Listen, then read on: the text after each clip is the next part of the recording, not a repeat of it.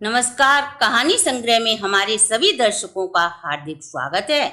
दर्शकों, आज हम आपको शालिग्राम की पूजा विधि तथा उसकी पौराणिक कथा सुनाएंगे। कार्तिक मास में शालिग्राम की कहानी प्रतिदिन करने या सुनने का हमारे शास्त्रों में विधान है। कार्तिक माह में देवोत्थान एकादशी के दिन शालिग्राम और तुलसी का विवाह किया जाता है। दर्शकों, हम सब भगवान के अलग अलग स्वरूप की पूजा करते हैं। कोई शालिग्राम की पूजा करता है, कोई लड्डू गोपाल की सेवा करता है, कोई ठाकुर जी की सेवा करता है, कोई गोपाल जी की सेवा करता है। ऐसे ही एक बुढ़िया शालिग्राम की सेवा करती। प्रतिदिन उन्हें नहलाना, स्वच्छ वस्त्र पहनाना आदि उसका रोज का काम था।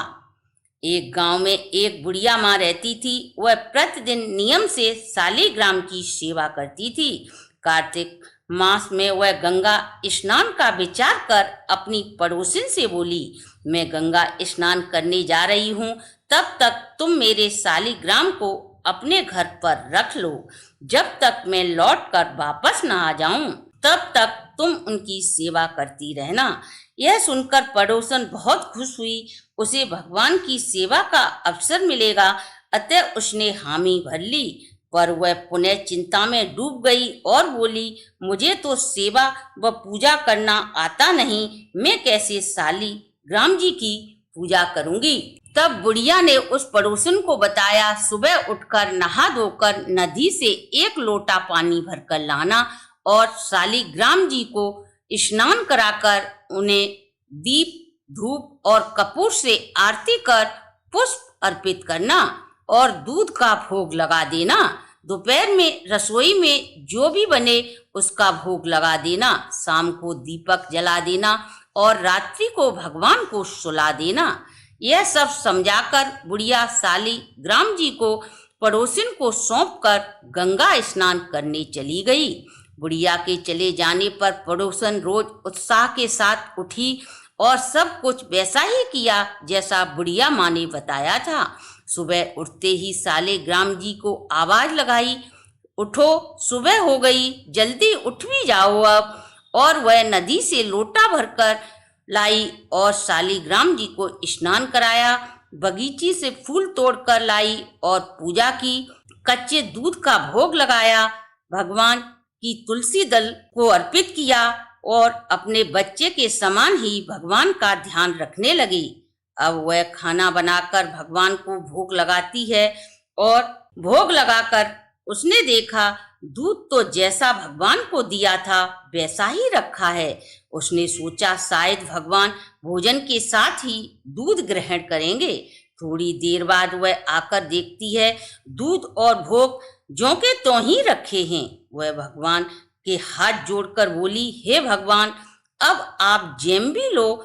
जब आप जैम लोगे तो मैं भी खा लूंगी। अब वह काम में लग जाती है। थोड़ी देर बाद वह देखती है कि भगवान ने खाना खा लिया या नहीं, तो मैं भी खा लूं। उसने देखा खाना और दूध ज्यों का त्यों रखा है। वह सोचने लगी, इसकी मालकिन को मैं क्या जवाब दूंगी। वह सोचेगी, मेरे भगवान को कुछ खाने पीने को नहीं दिया होगा।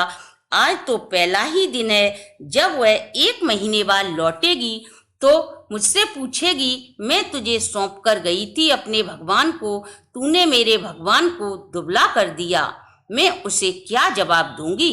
यह सब सोचकर वह भी भूखी बैठ गई और भगवान से बार बार भोजन करने का आग्रह करने लगी। शाम कब बीत गई पता ही नहीं चला। अब तो भगवान सोचने लगे, अब तो मुझे खाना खाना ही पड़ेगा। यदि मैं नहीं खाऊंगा तो ये भी भूखी बैठी रहेगी और इसकी हत्या का पाप मुझे लग जाएगा। अब तो प्रभु छोटा सा मोर मुकुट लगाकर पीतांबर पहनकर एक पट्टे पर बैठ गए। दूध भी पी लिया और खाना भी खा लिया। अब तो रोज वो ऐसा ही करते। एक दिन भगवान उस पड़ोसन से बोली, माँ, मैं गाय चराने चला जाऊं। वह पड़ोसिन बोली, थोड़े ही दिन तो रहोगे, क्यों जाते हो। पर भगवान नहीं माने। हाथ में सोने की लाठी, मोतियों से जड़ा पीतांबर डाले वह गाय चराने चले जाते हैं और शाम को लौटकर आते हैं। अब तो वो रोज ऐसा ही करने लगते हैं। पड़ोसिन सुबह उठकर उन्हें निला धुलाकर भोग लगाकर चौकी पर बिठाकर खाना खिलाती है। वह खाना खाकर गाय चराने चले जाते हैं। शाम को वह वापस लौटते हैं।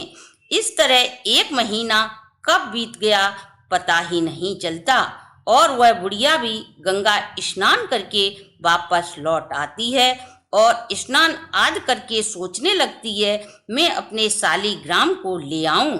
और वह पड़ोसन के घर आ जाती है और पड़ोसन से अपने सालीग्राम को वापस मांगती है। तो पड़ोसन कहती है अभी तो सालीग्राम जी गायें चराने गए हैं, जब शाम को लौटेंगे तब तुम ले जाना। अब तो बुढ़िया सालीग्राम लेने के लिए जिद करने लगी और दोनों के बीच झगड़ा हो जाता है। अब तो आस पड़ोस वाले लोग इकट्ठे हो जाते हैं। पड़ोसन बोली इस बुढ़िया माँ को समझाओ, जैसे इसने 1 महीना निकाला वैसे ही शाम तक और सब्र कर ले। अब तो बुढ़िया माँ धरना देकर पड़ोसन के दरवाजे पर बैठ जाती है और बोली अब तो मैं अपने सालीग्राम को लेकर ही जाऊंगी। तूने उसे कहीं पर छुपा के रखा है, तू देती नहीं है। पड़ोसी भी उसे समझा बुझाकर हार गए। अब शाम हो जाती है और सालीग्राम जी गाय चराकर वापस लौटते हैं और गाय को उसी जगह बांधकर पड़ोसन के घर के मंदिर में विराजमान हो जाते हैं। अब पड़ोसन बुढ़िया से कहती है अब यह वापस गाय चराकर लौट आए, अब तुम अपने सालीग्राम को ले जाओ। पड़ोसिन की बात को सुनकर बुढ़िया बोली तू इतनी देर से मुझे झूठ कह रही थी, तूने ही इन्हें छुपा कर रखा था, अब कहाँ से आ गए? तेरा मन नहीं था इन्हें देने का। पड़ोसिन की समझ में सब कुछ आ गया था। वह भगवान जी से हाथ जोड़कर बोली प्रभु बुढ़िया को भी वही रूप दिखाओ जिसके दर्शन आप मुझे रोज देते थे, नहीं तो ये हमेशा मुझ पर अविश्वास करती रहेगी। पड़ोसिन की बात मानकर भगवान ने मोर मुकुट धारण किया, पीतांबर डाला और सोने की लाठी हाथ में ली और बुढ़िया माँ को भी दर्शन दिए। भगवान का यह रूप देखकर बुढ़िया बहुत चंकी रह गई और कांपने लगती है। उसकी आंखों से झरझर आंसू बहने लगते हैं। बुढ़िया अब तो भगवान और पड़ोसन दोनों के पैर पकड़ लेती है।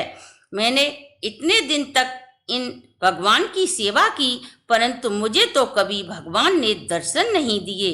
तूने 1 महीने में ही भगवान के दर्शन कर लिए, क्योंकि मैंने मूर्ति मानकर इनकी सेवा की थी और तूने निर्मल मन से भगवान की सच्ची सेवा की, इसलिए तुझे भगवान ने दर्शन दिए। हे प्रभु जैसे मुझे दर्शन दिए वैसे ही सबको देना। कहानी कहने और सुनने वाले सभी की मनोकामना पूर्ण करना। जय हो शालीग्राम जी की। दर्शकों कैसी लगी हमारी वीडियो? अगर आपको हमारी वीडियो अच्छी लगी हो तो कमेंट और शेयर करें, और यदि आपने हमारे चैनल को अभी तक सब्सक्राइब नहीं किया तो सब्सक्राइब करें, बेल आइकन को प्रेस करें, जिससे हमारी नई वीडियो की जानकारी सबसे पहले आपको प्राप्त हो सके।